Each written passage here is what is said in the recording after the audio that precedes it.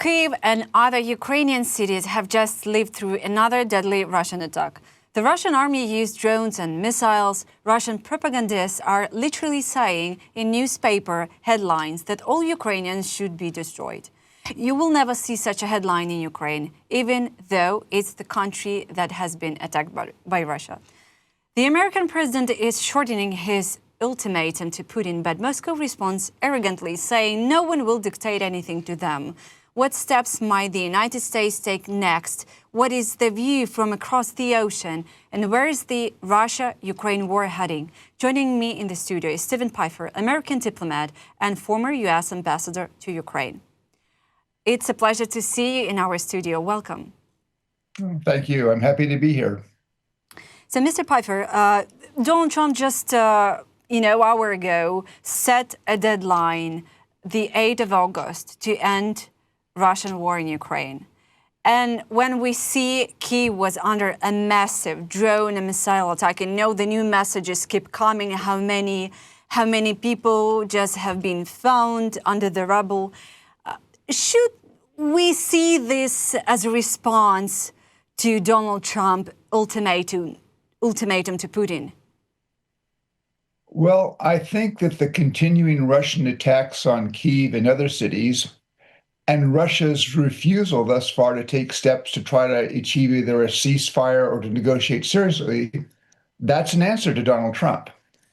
And it's pretty clear that the Kremlin does not take Mr. Trump seriously. And I think we can understand why. 3 times in the spring, Mr. Trump gave Russia a 2-week deadline to do something.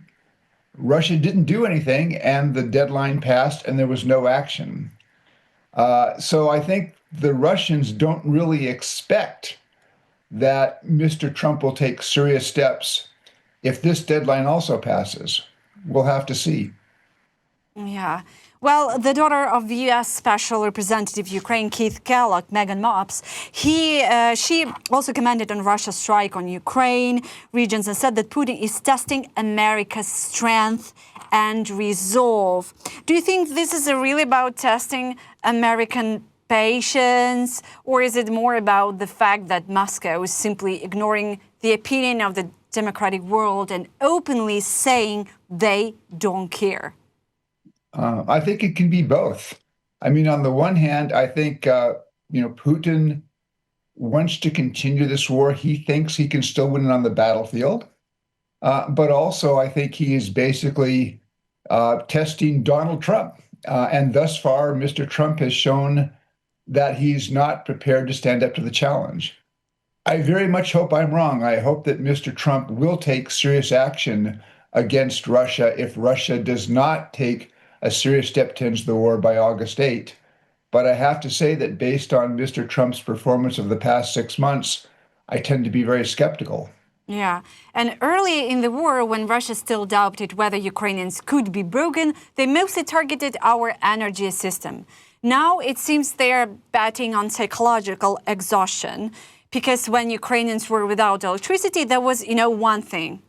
But now every missile that isn't shot down carries the risk of hitting a residential building. And me personally, I'm, after more than 3 years of Russian full-scale invasion, I'm spending my nights in the basement, in a bomb shelter.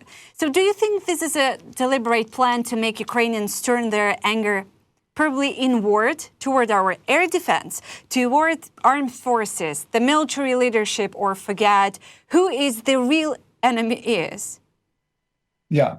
No, I first of all, I can understand what it means for Ukrainians. I mean, I had a little picture of this. I was in Ukraine last year for a few days. I was in Ukraine in May for a few days, and there were continual Russian air alerts about Russian attacks on Kyiv while I was there. And it seems to me that what we're seeing is that the Russian military has been able to make only limited gains on the battlefield. I mean, in 2024, Russia occupied maybe, 1% of Ukrainians' territory. And I think that frustration in Moscow now is leading Russia to conduct these much more indiscriminate attacks against civilian targets in Kyiv and other cities. And you've seen much larger attacks in the last couple of months.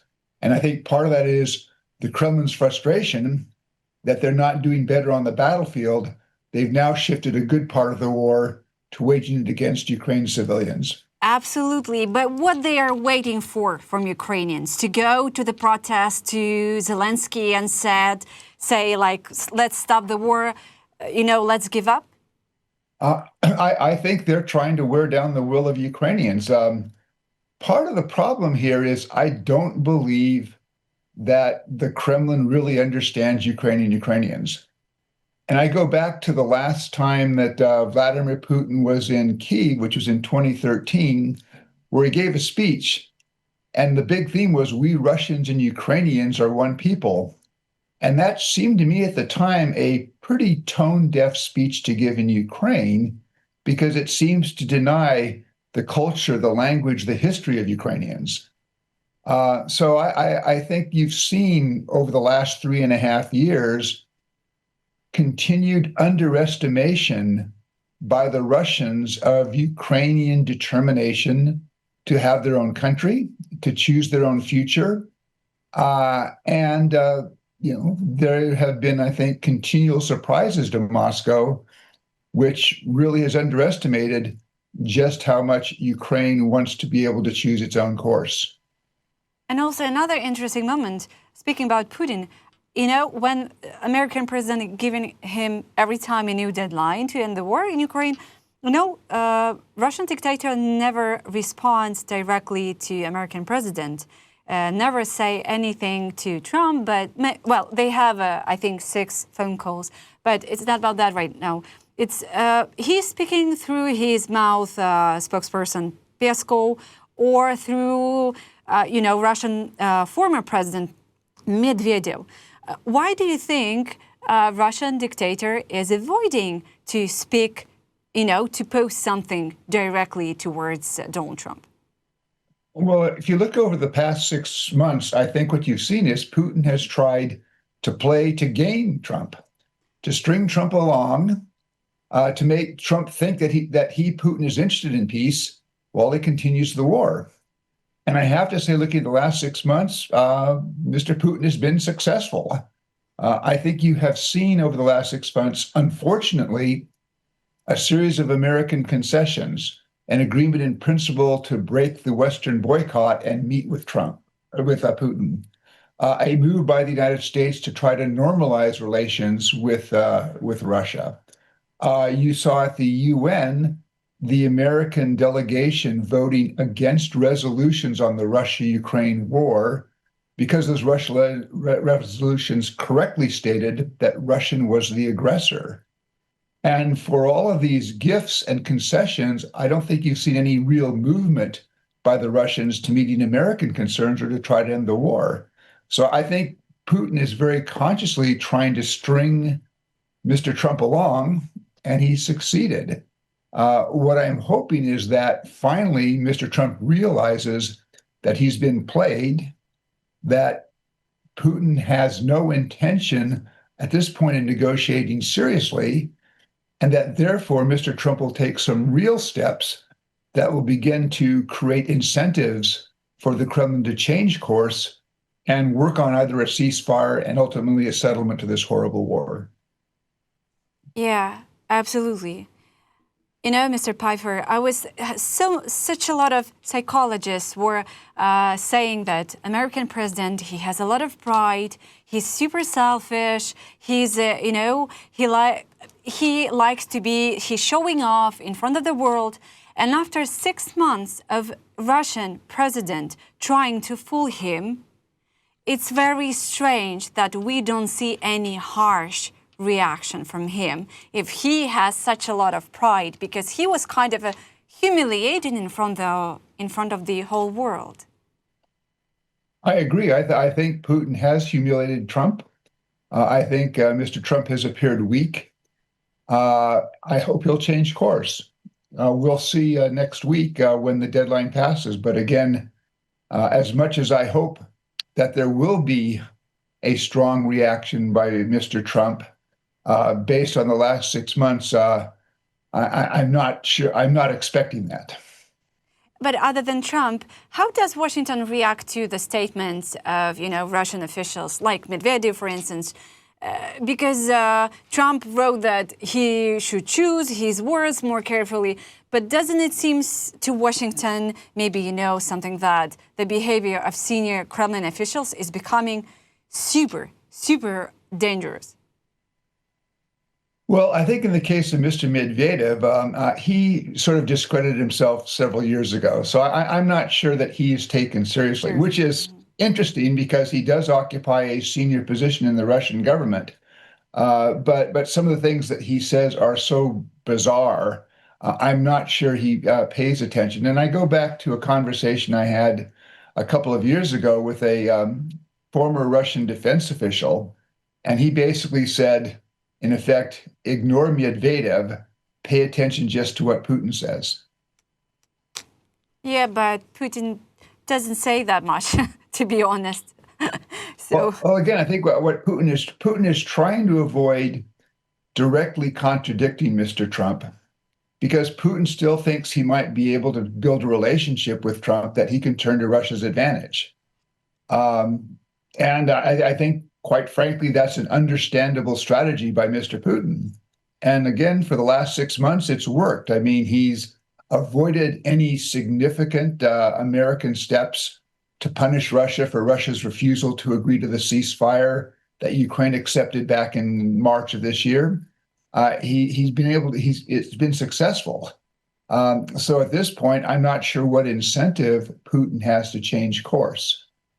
Hopefully, if Russia has taken no meaningful step towards ending the war by next, August 8 or August 9, hopefully Mr. Trump will take some real steps that will suggest and indicate to the Russians that continuing this war is going to mean growing and growing political, military, and economic costs for Russia. Yeah. We'll see. Yeah, we'll see. Probably we'll see on the 8th of August, we will see just another deadly attack from Russia, and there will be another response to the American president. But we'll see, fingers crossed. And not long ago, you said if Trump had used the tools available to him, the war in Ukraine could have gone differently. But today, Putin continues the war because he believes in his advantage and his ability to wear Ukraine down. What real tools of influence does Trump still have right now, a real one? Well, he said that one thing he might do is impose 100% tariff on Russian imports into the United States. Quite frankly, I don't think that's going to cause anybody in the Kremlin to lose any sleep. The United States today I think in 2024, we imported about $3 billion worth of stuff from Russia. That's not very much. But Mr. Trump does have real leverage if he would use it. One, there are some real steps that you could take to tighten sanctions. So although, for example, the United States and the West have banned the export of high-tech goods to Russia, those goods are still somehow, some of those goods are seeping through. Semiconductors and chips are getting through to Russia, which the Russian military then uses in their missiles and drones. So we could take steps to try to close that off and really tighten the sanctions. You could take steps to lower the oil price cap. Europe has already said it will reduce the oil price cap on Russian oil from $60 to $47 a barrel. The United States could and should follow suit. Mr. Trump could ask Congress to approve additional funds as assistance for Ukraine rather than just selling weapons to Ukraine. And Mr. Trump could move in a very focused way with the G7 and the European Union to seize the $300 billion in Russian frozen central bank assets, take those funds and put them into a fund that Ukraine could use both for reconstruction, but also for purchasing weapons. Those steps would basically confront Putin and the Kremlin with the reality that Ukraine will have the wherewithal, will have the financing and the weapons to continue to fight for some time, and that Putin then is going to continue to suffer the military costs and the economic costs. Unfortunately, although he has that leverage in the last 6 months, Mr. Trump has not applied that leverage. I very much hope that on August 8th, when it becomes clear that the Russians are not going to take steps to try to end this war, that Mr. Trump then takes some serious steps to use that leverage to really put pressure on the Kremlin. But unfortunately, since 2022, frozen essence seems to be in limbo for whatever reason they are. It's just not moving. Nothing is happening. I think the Biden administration, towards the end, the Treasury Department came around to the idea that, yes, we can move to seize those assets. Part of the problem, I think, is going to be persuading the Europeans. But I think that the Europeans might be more open to that kind of suggestion if Mr. Trump were to push it in a serious way, particularly because at this point in time, unfortunately, the United States has agreed to sell weapons for Ukraine, but Mr. Trump has not asked Congress for more American money to support Ukraine. So that would, I think, increase the interest in Europe in looking at those Russian frozen central bank assets, as opposed to the Europeans having to increase their budgets to support Ukraine. This seems to me that it would be a step that could work if Mr. Trump chose to push it. We'll see. Do you believe that any world leader, not only Trump today, still has real leverage over Putin? Again, I think the West, if it acted collectively in a way, and again, to move to seize Russian frozen central bank assets, to move to make clear that the support for Ukraine will remain in the long term, I think that could be an important step to signal the Russians that this war, if it continues, is going to mean more Russian casualties, more economic pressure on the Russian economy, when I think most projections now expect that after 2025, the Russian economy is going to stagnate. So I think collectively there is a chance to have an impact on calculations in the Kremlin. Let me say one thing that I would not have predicted in 2022. I have been very impressed about European readiness to continue to support Ukraine. I would not have predicted in 2022 that the problem would be in Washington and not in Europe. But I think the Europeans are prepared. The Europeans understand in a way that Mr. Trump may not, that if Russia prevails in the war in Ukraine, Russia then becomes a much greater threat both for Europe, but also for American interests. I wish the White House here had a clearer understanding like that, as I think now in places like Berlin and Paris and Warsaw and London and the Baltic states, there's a very clear understanding of what Russian victory in Ukraine means for Europe. If to look at history, do wars really end through economic pressure? Economic pressure on its own may not be enough, but again, I think it can contribute. I mean, if you look at the last 3 years, in large part because Putin has increased defense spending, drawing on things like the Russian Sovereign Wealth Fund, he's being able to avoid a situation where increasing defense costs have caused him to have to reduce funds that go to civilian needs. But it seems that many economists now are beginning to project that he could do that for a couple of years, but after this year, that's going to become much more difficult. So he'll have to face this sort of classic choice between guns and butter. He's been able to avoid that for 3 years, so I think economic pressure will help. But I think the real pressure will be not from the economic sanctions, but it will be if there's a recognition in the Kremlin that Europe and the United States are prepared to continue providing Ukraine with the weapons and the funding so that Ukraine can continue to build its own weapons, such as longer range drones. So this war is going to continue. It's going to mean greater pain for Russians, and Russian casualties, which by some accounts now already exceed 1 million, are only going to grow. I think that's the main pressure. And what you have, I think, in the Kremlin now is a hope by Putin that if Trump gives up on Ukraine and walks away from Ukraine, that will cause other European countries to begin to cut their support as well. We need to change that calculation. And if Putin is persuaded that, in fact, the West is going to be solid in supporting Ukraine, I think that's the factor that will have the biggest impact on his decision about whether to continue to the war or try to seek a ceasefire and bring it to a durable and just end.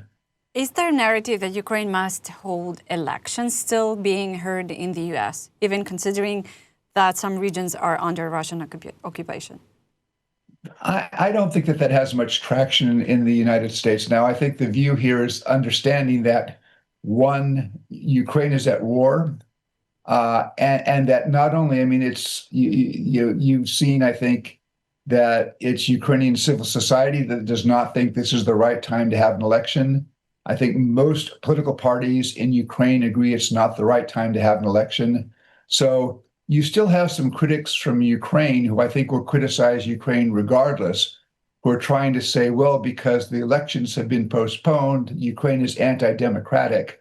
I don't think that argument is required, has achieved much traction with the American Congress or with the American public.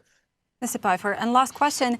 I think not only once you stated about possible attack of Russia on the Baltic countries. Would that be seen as a direct invasion or a hybrid one? Yeah, my concern here is that if Putin wins in Ukraine, do his ambitions end with Ukraine? I don't think so. And I worry that, for example, a Baltic state could be at risk. Now, if you ask most Russia experts today, would Putin launch an attack on, say, Estonia? Those experts would say, no, that would be crazy. And they are probably right. But I would add one qualifier, which is if you'd asked those same experts in 2018 or 2019, would Putin launch the kind of invasion of Ukraine that he launched in 2022? They would have said, no, he won't do that. That would be crazy. I think there's a risk to underestimating Vladimir Putin's ambitions.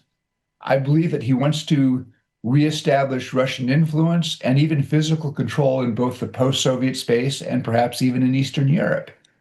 And he might look at some way to challenge a NATO country. And if there's not an appropriate NATO response, could that deliver a very strong blow to NATO unity? So it seems to me that it's wise of European countries now to be increasing their defense spending so that they can have capabilities that will make clear to Russia that any attack on a NATO member would be firmly repulsed. That's how deterrence works. Yeah, absolutely. But again, it may not be a large possibility, but I think it would be unwise to exclude the possibility that Mr. Putin's ambitions include, for example, regaining part of Eastern Estonia. It's smart for NATO to prepare for that contingency. Yeah, you know, Mr. Pifer, in 2022, just a few weeks before a Russian invasion to Ukraine, I had the interview with Antony Blinken, where he was persuading me and Ukrainian audience that Russia will attack in a few weeks. Definitely, it's just a matter of a short period of time, and the American intelligence, they are not mistaken. And you know, I was in a complete denial that it will never happen. I visited Kyiv at the end of January, the beginning of February of 2022. And Ukrainians that I spoke with also largely were in denial. I mean, what we heard from Ukrainians, now look, I had not seen the American intelligence. I'm no longer in the government. But I had a friend, a former colleague, at one point tell me, this was already in, I think, early January or December. He said, look, I can't share the intelligence with you, but I've seen it. It is bone chilling. The Russians are going to invade. And we found that while the Ukrainians said, yes, we agree with the Americans that the Russians have built up this capability in Belarus and in occupied Crimea to invade, what they said is, we don't think the intention is there. That was, to me, the interesting thing about what the U.S. intelligence community said, and the decision to make that public was already in December. The U.S. intelligence community had concluded that Russia was not only building the capabilities, but there was the intention, as unfortunately it was proved right on February 24 when the Russians launched this massive attack on Ukraine. Yeah, absolutely. Yeah, okay. Thank you so much, Mr. Pifer, for your time, for your answers. And, well, we'll see what's going to happen on the 8th of August. Yeah, like I said, I am skeptical that America will do much. I very, very much hope that Mr. Trump will prove me wrong. Yeah. and that there will be an appropriate and a strong American response that begins to change the calculation in the Kremlin about continuing this horrible war. Thank you so much.